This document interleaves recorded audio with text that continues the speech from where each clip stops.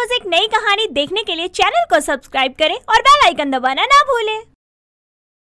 नीतू जितनी फुर्तीली थी उससे कई ज्यादा नीतू को फुर्ती वाले काम शॉर्टकट से करने में मजा आता। एक दिन नीतू अपनी पड़ोसन जानकी के घर सास माला के साथ जाती है। अरे बहुत देर कर दी आने में तुम दोनों ने। खैर छोड़ो ये सब। बहू, आज तू मुझे अपनी स्पेशल सब्जी बनाना सिखा दे। ठीक है आंटी, सब सामान है ना? हाँ, मैं आलू, लौंग, अजवाइन, जीरा, काली मिर्च, तेज पत्ता और जो भी चाहिए सब लाई हूँ। आंटी जी, टमाटर अदरक इनका पेस्ट तैयार है। बहू, पेस्ट क्या होता है? घर में सब तो है ही ना। मुझे पहले ही बता देती तो मैं टमाटर अदरक ले आती ना। मुझे नहीं पता था कि ये सब भी लगेगा सब्जी में। आंटी जी, इनके बिना तो क्या ही मजा आएगा सब्जी में। अरे जानकी, तू टेंशन क्यों ले रही है? चल हम अभी बाजार जाकर ले आते हैं, तब तक बहू तू यहीं रुक। इतना बोलकर माला और जानकी दोनों बाजार चली जाती हैं। लेकिन जब तक दोनों बाजार से टमाटर और अदरक लेकर आती हैं, तब तक नीतू ने सब्जी बना भी ली थी। बहू, अभी तो बताया था कि टमाटर और अदरक नहीं है घर में। हम बाजार क्या गए, इतनी सी देर में तूने सब्जी भी बना ली। आंटी जी, इतना दूर जाने की कोई जरूरत नहीं थी। अब तो रेडीमेड ही सब मिल जाता है। फटाफट से पास वाली दुकान पर गई और ले आई ये सब। माला, तेरी किस्मत तो चमक गई जो इतनी फुर्तीली और शॉर्टकट वाली बहू लेकर आई है तू। आंटी जी, मैंने सब्जी बनाते हुए पूरी वीडियो भी बनाई है, वो भी खास आपके लिए। आप देख लीजिए और कोई परेशानी हो तो बता देना। नीतू की शॉर्टकट तो पूरे मोहल्ले में ही फेमस थी। ऐसे ही एक दिन नीतू खाना बनाकर अपनी सास माला को बुलाती है। माँ जी, कहाँ हो आप? आ जाओ, खाना खा लो। अपनी बहू की आवाज सुनकर माला खाने की टेबल के पास आती है और देखती है कि नीतू खाने के लिए स्टील की थालियां नहीं बल्कि पत्तल लगा रही थी। बहू, ये क्या कर रही है तू? ये पत्तल क्यों लगा रही है? थालियाँ कहाँ है? माँ जी, थालियाँ तो रसोई में ही होंगी ना, अपनी जगह पर। आप भी कैसी बातें कर रही हो? हाँ, रसोई में है, लेकिन रसोई में क्या कर रही हैं? रसोई में कौन खाना खा रहा है जो वहाँ थालियाँ रखी हैं? माँ जी, ये पत्तल पड़ी थी, अब पड़े पड़े खराब ही हो जाती ना, तो मैंने सोचा क्यों ना हम इसी में खाना खा ले। इनका इस्तेमाल भी हो जाएगा और काम भी कम होगा। बहू, तेरा दिमाग तो सच में बहुत तेज चलता है।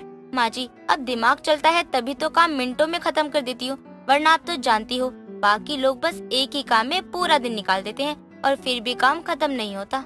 बहू, लेकिन इतना भी शॉर्टकट मत ले, थोड़ा हाथ पैर भी चला लिया कर, वरना जंग लग जाएगी। फुर्तीली तो तू है ही, थोड़ा फुर्तीलापन काम में भी दिखा लिया कर। शॉर्टकट क्यों करना? माँ जी, आप खुद बताओ ना, मेरा शॉर्टकट क्या गलत था? खाना जिसमें बना उसके तो इतने बर्तन हो ही गए थे ना। अब बिना बात के थाली की झूठी करना, जब पत्तल में काम चल जाता है। बहू, कभी दूसरों की भी सुन लिया कर, हर वक्त सिर्फ अपनी करना जरूरी नहीं है। ठीक है माँ जी, अगली बार जब खाना बनाऊंगी तो आपकी सुन लूंगी, लेकिन अभी तो जो हो गया सो हो गया, उसका क्या ही कर सकते हैं। और वैसे इसमें कोई शॉर्टकट नहीं है, बल्कि समझदारी है। ठीक है, तेरी समझदारी समझ गई मैं। चल अब खाना खाए, या बातों से ही पेट भरेगी। आप बैठो, मैं अभी खाना देती हूँ। नीतू की बात को सुनकर माला खाना खाने बैठ जाती है। नीतू हमेशा ही ऐसा ही करती। वो हमेशा जितनी जल्दी और काम फुर्ती में करती, उतने ही ज्यादा शॉर्टकट ढूंढती। ऐसे ही कई दिनों तक चलता रहता है। कुछ दिनों बाद नीतू की ननद जूही अपने ससुराल से आती है। जूही के आने के बाद घर का पूरा माहौल बदल जाता है। जूही आते ही अपनी माँ और भाभी के साथ बैठकर बातें करने लगती है। अरे जूही बेटा, तू ससुराल में जाके बहुत कमजोर हो गई है। क्या बात है, तेरे ससुराल वाले तुझे खाने को नहीं देते? मुझे बता, मैं अभी तेरी सास से जाके बात करूँगी। माँ, ऐसा कुछ नहीं है, मैं कहीं न कमजोर हुई। वो तो आप इतने दिनों बाद मुझे देख रही हो ना, तो आपको यही लग रहा है कि मैं कमजोर हो गई हूँ। चल कोई नहीं, ये बता खाने में क्या खाएगी तू? भूख लग रही होगी ना तुझे? माँ, ये आपने बहुत सही बात की। भूख तो बहुत ज्यादा जोर से लग रही है, और खाने में कुछ मसाले वाला नहीं बल्कि सादा सा दाल चावल मिल जाए तो मजा आ जाए। बहू, जरा जूही के लिए जल्दी से दाल चावल बना कर ला, उसे भूख लगी है इतनी। भाभी प्लीज जल्दी ही बनाना, क्योंकि अब मुझसे भूख तो बिल्कुल बर्दाश्त नहीं हो रही है। ठीक है ननद जी, आप यहीं बैठो, मैं झटपट से बना कर लाती हूँ। नीतू फटाफट से रसोई में जाती है और दाल चावल निकालने लगती है। जूही दीदी को इतनी तेज भूख लगी है, दाल चावल बनने में भी कम से कम आधा घंटा तो लगता ही है। इससे अच्छा क्यों ना मैं कुकर में दाल और चावल दोनों एक साथ ही बना दूं, यही सही रहेगा। एक कटोरी में दाल और पानी और दूसरे कटोरी में चावल रखकर फटाफट से बना देती हूँ। बाद में दाल में तड़का भी लगा दूंगी। नीतू फिर से शॉर्टकट लगाती है और एक बार में ही कुकर में दाल चावल बनाने लगती है और वो बन भी जाते हैं। 10 मिनट में ही दाल चावल दोनों बन जाता है और तब नीतू दाल चावल लेकर अपनी ननद के पास आती है। ये लो दीदी, आपको भूख लगी थी ना, इसीलिए आपके लिए मैंने इतनी जल्दी बनाया है। लेकिन भाभी, आप तो अभी गई थी और इतनी जल्दी बना भी दिया। बहू, कहीं तू बासी दाल चावल तो नहीं खिला रही मेरी बेटी को जल्दबाजी के चक्कर में? नहीं माँ जी, कल तो सब्जी रोटी बनी थी ना, मैं दीदी को बासी खाना कैसे खिला सकती हूँ। ये सब तो मैंने अभी बनाया है, देखो गरम है और धुआं भी आ रहा है इसमें से। तो भाभी, क्या आपको पहले से ही पता था कि मैं आने वाली हूँ, तो आपने जल्दी से ये सब बना दिया? नहीं तो मुझे तो जब आप आई हो तभी पता चला कि आप आ गई हो। तो बहू, इतनी जल्दी कैसे बना लिया ये सब तूने? इतनी जल्दी तो ऑनलाइन खाना भी नहीं आता। माँ जी, ये मैंने अभी रसोई में जाकर ही बनाया है, बस शॉर्टकट था, इसीलिए तो इतनी जल्दी बन गया। वाह बहू, आज तो तेरा शॉर्टकट सच में किसी काम का लग रहा है। नीतू के शॉर्टकट और फुर्ती की वजह से हर काम वो रसोई में जल्दी ही कर दिया करती। कुछ दिनों बाद ऑनलाइन बहुत सारा रसोई का सामान मंगवाती है। इतना सारा सामान नीतू की पड़ोसन जानकी देखती है तो वो हैरान रह जाती है। अरे नीतू बहू, इतना सारा सामान क्यों मंगवाया है? आंटी जी, सारा सामान रसोई का ही है। ये सब क्या यहाँ आसपास नहीं मिलेगा जो तू ऑनलाइन मंगाने लगी? अरे आंटी जी, आसपास मिलता ही तो नहीं है ना। अगर आसपास मिल जाता मुझे ऑनलाइन मंगवाने की कोई जरूरत ही नहीं थी। आप ही बताओ। अच्छा, लेकिन है क्या इसमें, ये तो बता दे। रसोई का इतना सारा सामान कैसे आ गया भला? अरे आंटी जी, मैंने ऑनलाइन देखा था, जो रसोई साफ करने का कपड़ा होता है ना, हम कैसे उसे बार बार धोते रहते हैं, लेकिन ये हमारे देश से बाहर का है। इसमें पानी एक बार डाल दो, खुद ही साफ हो जाता है। अच्छा, ऐसा कुछ मैंने तो कभी नहीं सुना। आइए घर में चलो, मैं आपको सब दिखाती हूँ कि मैं क्या क्या लाई हूँ, और इससे तो काम शॉर्टकट में हो ही जाता है। नीतू और जानकी दोनों अंदर जाते हैं। वहीं माला भी बैठी थी। नीतू सारा सामान खोलकर देख रही थी तो उन सब सामान के बदले किसी में लक्कड़ थी तो किसी में बाल झाड़ने का कंघा था। ये सब क्या है? ये तो मैंने मंगवाया ही नहीं था। बहू, ये सब तेरे शॉर्टकट का नतीजा है। ना तू बाहर से सामान मंगवाती, ना ये सब होता। देख ले क्या हो गया। आज तो नीतू बहू का शॉर्टकट ही काम नहीं आने वाला। झटका ही ऐसा लगा है, लेकिन सही है। एक आध झटके तो लगने ही चाहिए ताकि पता चलता रहे कि जिंदगी को शॉर्टकट में नहीं जीना चाहिए। आंटी जी, जिंदगी में जो काम होते हैं उसे जल्दी से शॉर्टकट में ही करना चाहिए। और हो गया मेरा पोपट, समझ गई मैं। लेकिन मेरे हाथ थोड़ी बदल सकते हैं। हाथों में तो अभी फुर्ती और शॉर्टकट जारी रहेंगे।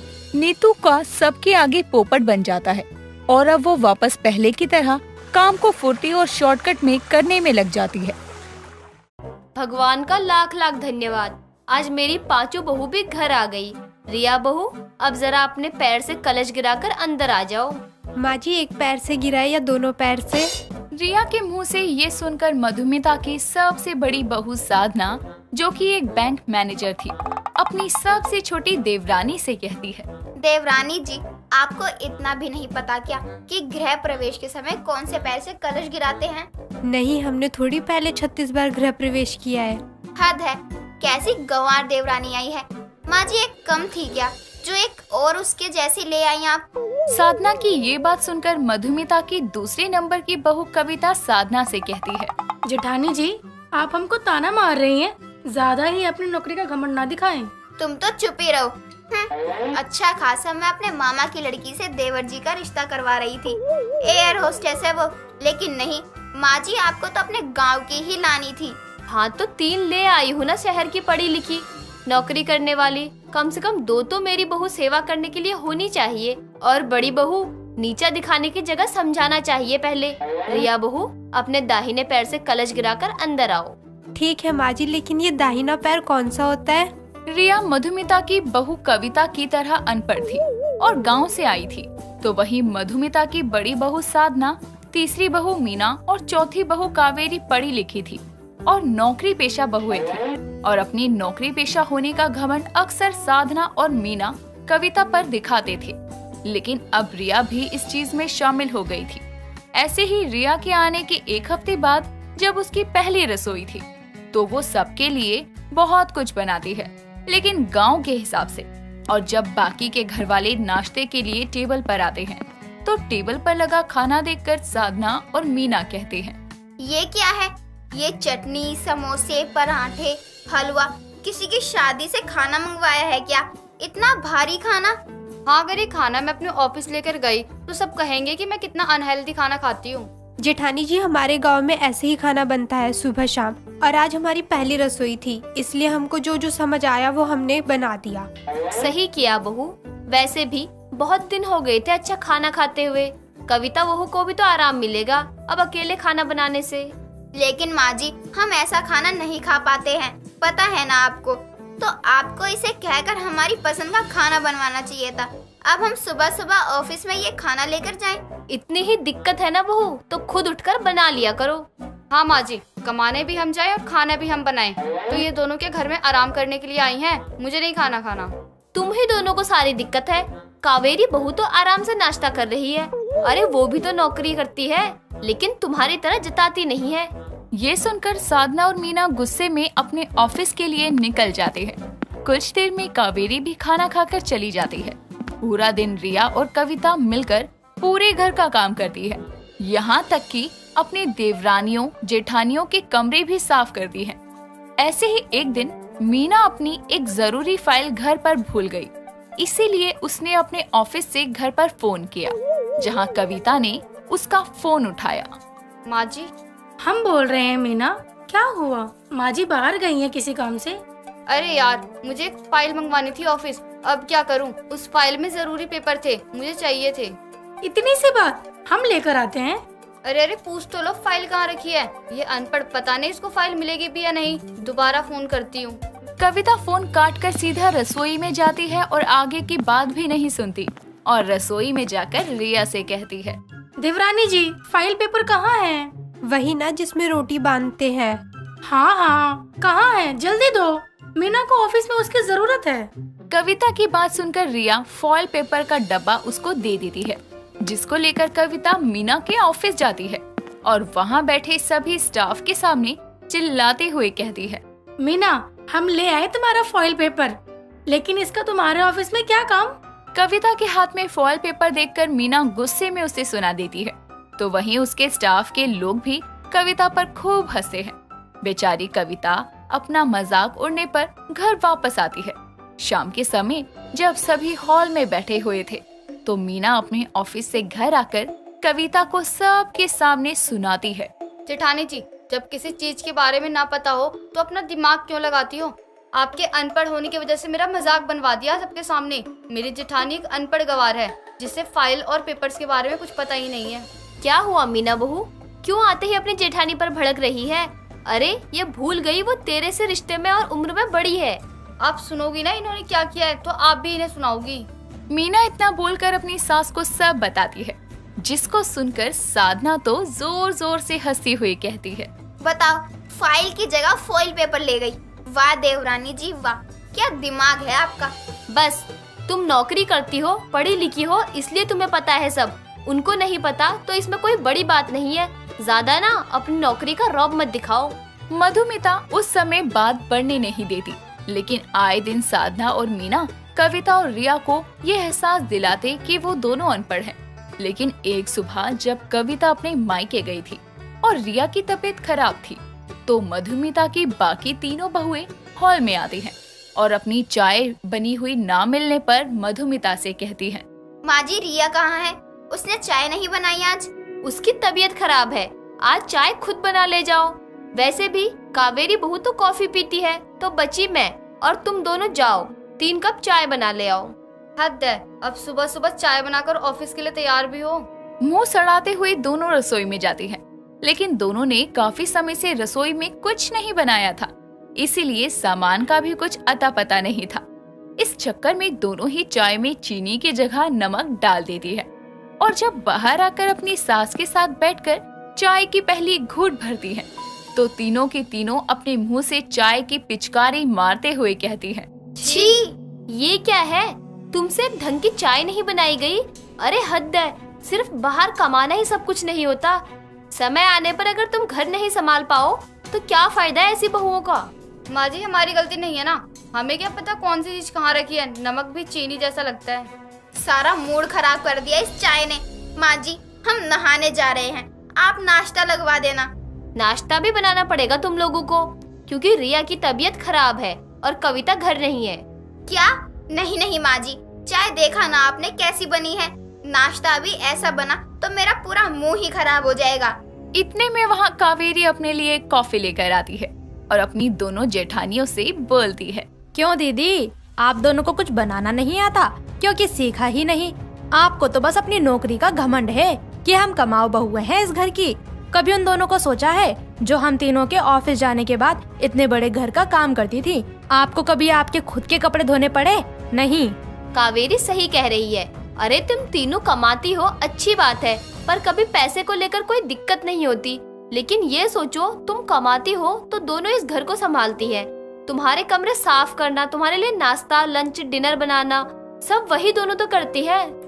तुम पढ़ी लिखी नौकरी करने वाली हो तो वो भी तो अनपढ़ ही सही पर एक उत्तम गृहिणी है। माँ जी आपने सही कहा, हमने कभी इस तरीके से सोचा ही नहीं। उनके इतना करने पर भी उनको ताना मारा, जबकि हम तो बस नौकरी के लिए अपने लिए ही जाते हैं, लेकिन वो दोनों ये घर सबके लिए संभालती हैं। हाँ मुझे भी अब शर्म आ रही है, मैंने अपनी अनपढ़ जेठानी और देवरानी का कितना मजाक बनाया, लेकिन अब से हम ऐसा नहीं करेंगे। उन दोनों की इज्जत करेंगे क्योंकि वो इस घर के लिए हमसे ज्यादा करती हैं। हाँ माँ जी, लेकिन सच में मुझसे या मीना से नाश्ता नहीं बनेगा, क्योंकि हमें कुछ नहीं पता किचन में क्या कैसे करना है। मैं हूँ ना मीना, मैं बना दूंगी अभी झट से नाश्ता। कविता की आवाज सुनकर सभी दरवाजे की तरफ देखते हैं तो वहाँ कविता अपने बैग लिए खड़ी थी। ये देखकर मधुमिता कहती है, बहू तू तो महीने भर के लिए गांव गई थी ना? माँ जी मुझे पता चला कि रिया की तबीयत खराब है, इसलिए मैं वापस आ गई। मेरी कामकाजी जेठानी और देवरानी को खाने पीने की दिक्कत ना हो इसलिए। कविता के मुंह से ये सब सुनकर साधना और मीना की आंखें भर आती है और वो दोनों उसे गले लगाकर माफी मांगती हैं। उस दिन के बाद से 3 नौकरी वाली बहुएं अपने काम को अच्छे से संभालती और 2 अनपढ़ बहुएं अपने घर के हर काम को बखूबी करती। इस तरह पांचों तालमेल मिलाकर खुशी खुशी रहती। दोस्तों अगर आपको ये कहानी पसंद आई तो इसे लाइक करें, शेयर करें और कमेंट करके बताएं कि कहानी में आपको सबसे अच्छा क्या लगा।